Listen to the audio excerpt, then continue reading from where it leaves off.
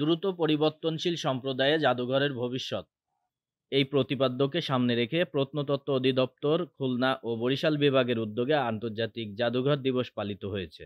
রবিবার সকালে মহানগরীর শিববাড়ি মোড়ে অবস্থিত খুলনা বিভাগীয় জাদুঘরে জেলা প্রশাসক মোহাম্মদ সাইফুল ইসলাম বেলুন উড়িয়ে দিবসের উদ্বোধন করেন। এ সময় প্রত্নতত্ত্ব অধিদপ্তরের খুলনা বিভাগীয় আঞ্চলিক পরিচালক লাভলি ইয়াসমিন সহ বিভিন্ন কর্মকর্তা ও কর্মচারী উপস্থিত ছিলেন। আসলে এখন যে কনসেপ্ট দাঁড়িয়েছে জাদুঘরের, সেটা হচ্ছে জাদুঘর শুধুমাত্র কিউরেটোরিয়াল জবে সীমাবদ্ধ থাকবে না।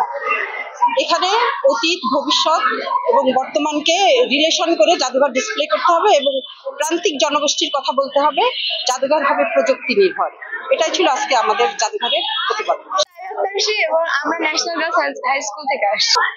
জাদুঘরে আমরা বিভিন্ন প্রত্নতাত্ত্বিক জিনিস, আমাদের আগের আদিম যুগের জিনিসপত্র দেখেছি, অনেক হাতিয়ার, অনেক আগের জিনিসপত্র দেখেছি। তারপরে আমাদের অনুভূতিটা অনেক ভালো।